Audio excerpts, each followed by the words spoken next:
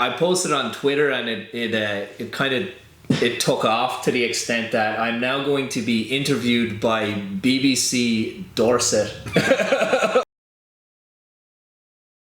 I am very good friends with an Everton supporter by the name of Jordan Huggins. And so basically, backstory, Everton 2-0 up against Bournemouth, 87th minute. They concede 3, arguably the greatest ever capitulation in Premier League history, losing the game 3-2 to Bournemouth. Now, I texted my friend Jordan after the second Everton goal to say, oh, Calvert-Lewin, 2-0, you're looking good. And he texted back, oh, I'm not there yet, I'm behind watching the game. So I knew he was some amount of time behind what was happening live. Bournemouth score a first goal in the 87th minute.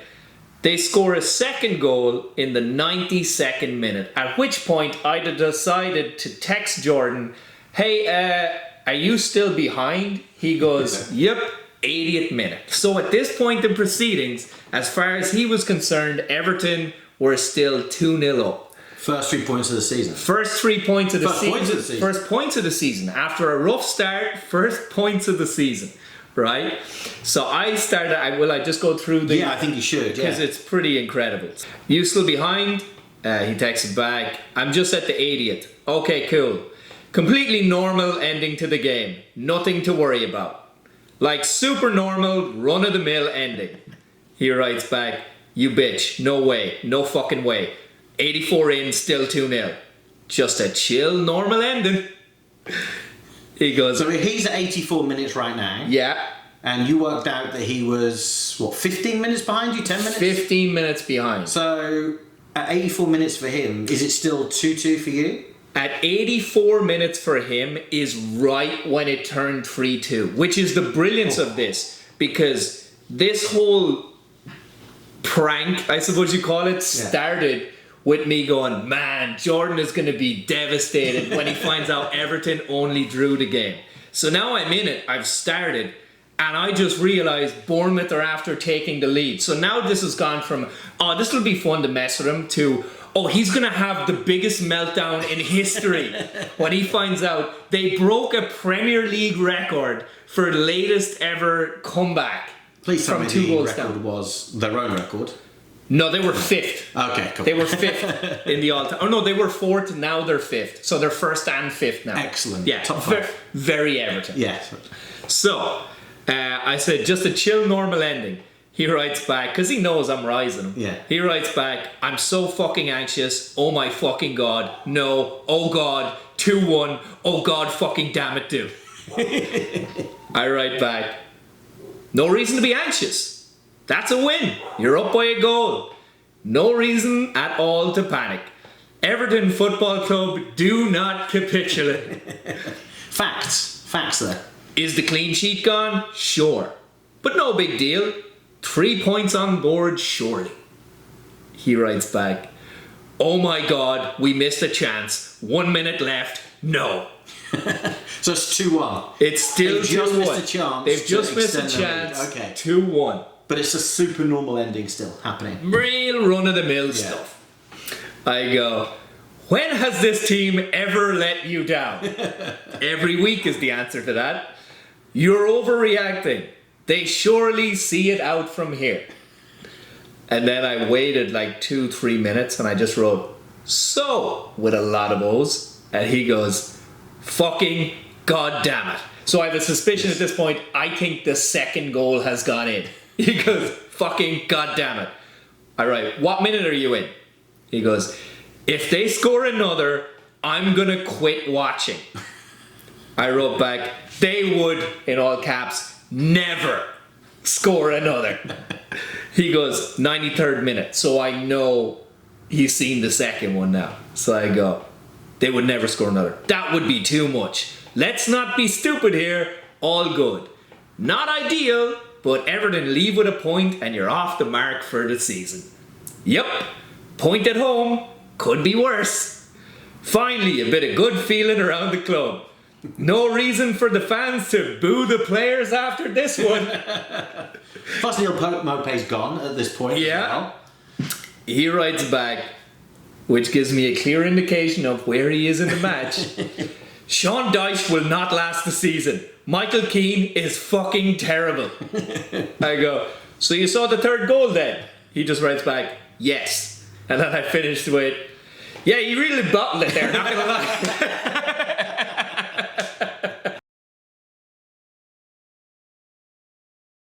Man, it was the most fun exchange I have ever had. I got like school kid giddy, like child at Christmas giddy when I knew he was about to see one of the greatest capitulations in Premier League history, and I knew it was gonna happen. Oh my God, it was, man, so funny. So I threw that up on Twitter, and it got, so it's seen by over 300,000 accounts. Insane. Yeah, it got, I think it's up to like 4,200 favorites and like a couple of hundred retweets, and yeah. But I think the biggest challenge for you right now is those bookmarks, correct? Yeah. So here's my favorite part. While it was kind of starting to build the momentum, it started with Newcastle fans, because I'm a Newcastle fan, so it started with some like retweets from bigger Newcastle accounts, and it spread there, and I could see like Newcastle fans getting in on the act. Then it shifted a little south to the Midlands. Birmingham, Villa started getting in on the action. Birmingham fans, Villa fans, Leeds United fans jumped in at that point. Then a pretty decent sized Crystal Palace account retweeted, so now all of a sudden Palace fans are getting in on the action. And finally it made its way to Liverpool after that, because Liverpool love it. Yeah. And then there'd be random smatterings of other clubs, a little bit of Arsenal, a little bit of Tottenham, a little bit of this, a little bit of that. Bournemouth finally got hold of it towards the end of all this, and that's when I got reached out to by BBC Dorset, the radio channel for the county that Bournemouth is in, and yeah, they're doing an interview with me tonight, actually at midnight. But what was so funny about it was a big Everton account retweeted it, and I got, like a comment or two underneath that was like, hope Spurs smash you tomorrow, spoiler alert, they didn't. Tried. But the crazy thing was, I don't even use Twitter that way, so I'm not that familiar with like bookmarking a tweet. Is where you basically save it, like you save it, you have it in your saved tweets for future use, shall we say. And as soon as the Everton account retweeted it, it went from like 10 bookmarks to like 150. And so immediately I was like, oh, I know exactly what this is about. This is going to be thrown in my face if Newcastle lose to Tottenham. And that game was looking dicey for a minute. So I almost got my internet comeuppance. But no, I survived. It would have been a push to shove that back in your face, having been 1-0 up in the first half. Yeah. Conceding an equaliser in the 55th. It wouldn't have been the same level of revenge, but they could have at least taken a shot at it. It wouldn't have been the same as, say, Everton being 2-0 up and Newcastle equalising in the 90th and 93rd minute through Fabien Lejeune. In an era where stoppage time was not a plenty. Yeah, so I suppose at least now with the international break coming up, maybe Everton fans will calm down, let it go. Maybe they'll forget about it. Maybe I won't hear about it. We do play them pretty soon. I think we played them in like 4 or 5 weeks. Yeah, I think it's after the City game, maybe. Yeah. If we don't win that game, I am going to be destroyed online. Someone's Twitter account is being deactivated. Mm-hmm.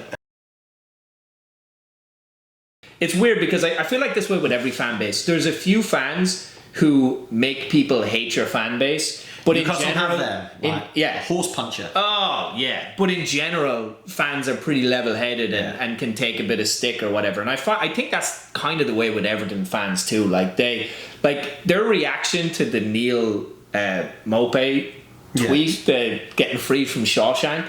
Like the majority of Everton fans were like, gotta hand it to the kid. That was hilarious. The funniest thing about that would have been, because he had posted that as the Let's Go guy, what's his, Fabrizio. Yeah, Fabrizio Romano, He said, deal done. Yeah. Just waiting on the medical. Right. That would have been so Neil Maupay to do that. then fail his medical. Yeah. And go cap in hand back to Everton. Yeah. My I was favorite. hoping that would happen, just so Everton fans can abuse him even more. Well, what's great about it is, and this is when I kind of started to gain a little bit of respect for Everton over it. I saw my friend who was an Everton supporter. He sent me like the Reddit whole like thread about the Maupay move and the Shawshank thing and all that, and the majority of it was, I gotta hand it to the guy, that's pretty funny, blah blah blah. Like the majority of them were just like, and then there was one account that I saw a tweet of and I was like, you know what, this is actually pretty great. They go, wow, it was an Everton fan, he goes, wow, Neil Maupay really hates Everton, which if you think about it makes him the most Everton player. That's good. I like that. Yeah, so I have a bit of respect. I respect that. I respect the hustle in that. I'd say for me, like from that story, there's two things that stick out for me. Okay. One, Jordan. Huge respect to him for not fast forwarding. Yeah. Watching on what, YouTube? Yeah, he was watching on YouTube. Because we're in the States, for those of you who aren't aware. So you've got YouTube Chat TV, so it'll be on, I don't know, Peacock, USA, so you can watch it that way. Right. But he's got a newborn. So he didn't even fast forward to go through that anxiousness. Like, fair play to him. That was me. I'd have been gone, fuck you, what's going on? What's going on? Yeah, he can't do it. He's one of these guys, he's so superstitious, like he leaves his phone in the other room when the game is on. Like he doesn't want to, usually, obviously he had his phone with him because I was texting him, but usually he doesn't look, so he doesn't have updates on and nothing like that. I wish that was me. I can't tell you how many games we've watched together where you've been like, there's a goal coming. Yeah. I'm basically Ange Postecoglou on that side of the pitch. Yeah. Like down on his knees. Right. And recently. And so he doesn't want any football notifications. He doesn't want to know if he watches the game in real time. My dad is like that too, actually. He'll pause a rugby game to go get a beer and he'll come back in, it'll be 2 minutes behind. And it drives the family insane because we're like, I've got to respect that. Like for us here, like we've got it on down the hideaway, and we may be watching on Peacock, we may be watching on USA, and there's always just a moment behind. VAR. Coming back to Bournemouth, who nearly beat us. Bournemouth, my second team now that I'm it went to VAR, that goal that they scored that shouldn't have been disallowed. But I had to go to my phone, see Twitter, see Sky Sports. Has the VAR been in our favour? Right. So it's still being checked on screen, but I knew full well. You had to check. I had to. And then, so I can't do what and then you told me. Yeah. And you were like, don't say anything. And then I couldn't hold it in. So I turned to the other 20 Newcastle fans there and go, it's disallowed! And they were like, hey! And then we see it afterwards on the TV. But I was like, no way. I because I'm like that. If I see something or hear something that genuinely like gives me a sense of relief or just like a weight off my shoulders, I have to let that release out. I just had to be like, we're good. And the second thing this has taught me is football is full of shithouses. Yeah. So before this podcast, I had set Sean a challenge of creating his weakest, wimpiest 11 based on Premier League performance. But I think the next one I want you to do is the biggest shithouses in the Premier League, because they're shithouses as fans. We've been proven that even Everton fans are shithouses to themselves. Right. Excellent, fair play to you guys. But through your tweet, everyone just piled on. I want to see the players that you believe are the biggest shithouses in the Premier League. I will 100% get to that. I will 100% get to that. That will be a lot of fun. And unfortunately, we just lost our captain because Neil Maupay was club captain. We'll imagine he's injured. He's club captain. He's not in the Premier League anymore, but he is the spiritual captain of that team. Yeah. Neil Maupay is what an incredible run of tweets and antagonization he has had. What a hero.